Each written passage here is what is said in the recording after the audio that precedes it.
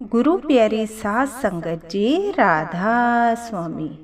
आज की मेरी साखी सुनकर आपको यकीन हो जाएगा कि हम सच्चे मन से हर रोज सतगुरु से कुछ मांगे, यानी एक ही मांग रखें और हर रोज सतगुरु से मांगे तो सतगुरु मजबूर हो जाते हैं हमें उसको देने के लिए।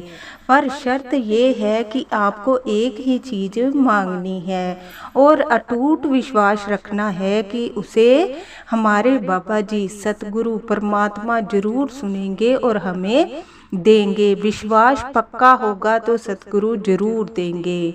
आज की मेरी साखी आप ध्यान से सुने। काफ़ी समय की पहले की बात है।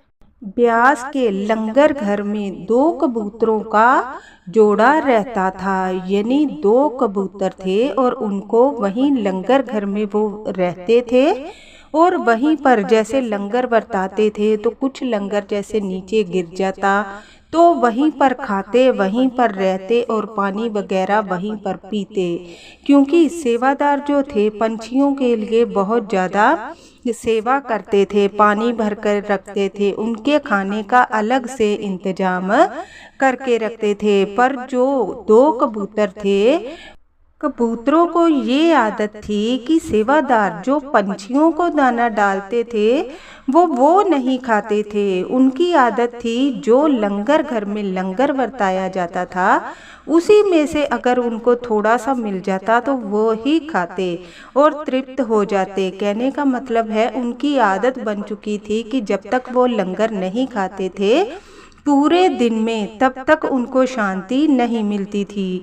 और हर रोज जो कबूतरों का जोड़ा था हर रोज एक ही विनती सतगुरु से करते थे। वो कबूतर जो थे ऐसी आत्मा थे कि सत्संग भी सुनते थे, लंगर भी खाते थे और सतगुरु से, बाबा जी से एक ही मांग रखते थे कि सतगुरु अगला जन्म हमें ऐसा देना कि हम आपके चरणों में ही अपनी सारी जिंदगी बिताएं। और हर रोज जब भी लंगर खाते यही मांग रखते कि हम अगले जन्म में आपकी सेवा करें और इसी लंगर घर में लंगर बरताएं। सतगुरु जो थे सब देख रहे थे। आत्मा तो अंदर एक ही होती है, लेकिन जो इंसान का जन्म होता है बहुत सौभाग्य से मिलता है। इस जन्म में हम अपने गुरु का भजन सिमरन कर सकते हैं। ये जो दो कबूतरों का जोड़ा था यह जब सत्संग सुनता तब भी एक ही मांग रखता कि हम आपके सेवादार बने, अगला जन्म हमें अच्छा देना। जब लंगर खाते तब भी यही अरदास करते कि हमें अगला जन्म इंसान का देना और हम आपकी सेवा करें। सतगुरु सब देखते हैं, परमात्मा देखते हैं कि यह हमसे इतने भोले मन से मांग रहे हैं तो इनकी इच्छा जरूर पूरी होनी चाहिए। जब हम हर रोज परमात्मा से अरदास करते हैं, एक ही बात को लेकर चलते हैं तो सतगुरु मजबूर हो जाते हैं हमें देने के लिए। ऐसा ही होता है जब वो कबूतरों का जोड़ा जो है अपनी पूरी सांसें ले लेता है, उसके बाद मृत्यु के बाद उनको ब्यास में ही एक दंपत्ति के घर में उनका जन्म होता है। यानी दो कबूतर हैं, दोनों का जन्म ब्यास में ही होता है। धीरे धीरे जब वो बड़े हो जाते हैं तो वहीं पर रहते हैं, वहीं पर खाते पीते हैं और वहीं पर पढ़ते हैं। बाबा जी जब उनको देखते हैं तो मन ही मन मुस्कुराते हैं। बच्चे जब धीरे धीरे बड़े होते हैं वह सेवा करने लग जाते हैं, लंगर घर में आते हैं, लंगर बरताते हैं। पर उनकी सोच ये होती है कि वह पक्षियों की बहुत सेवा करती है।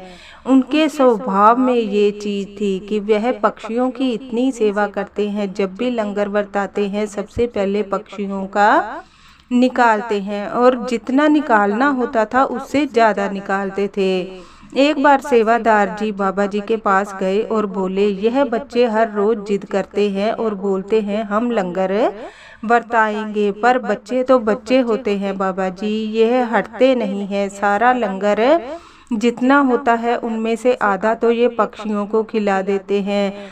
तो बाबा जी हंसते हैं और सेवादार को सारी बात बताते हैं कि यह पिछले जन्म में पक्षी ही थे, इसलिए इनके स्वभाव में ये चीज़ है कि इनको पक्षियों से बहुत ज़्यादा लगाव है। इसलिए यह सारा सेवा भाव जो इनके अंदर है ये इसीलिए है कि ये पिछले जन्म में कबूतर थे।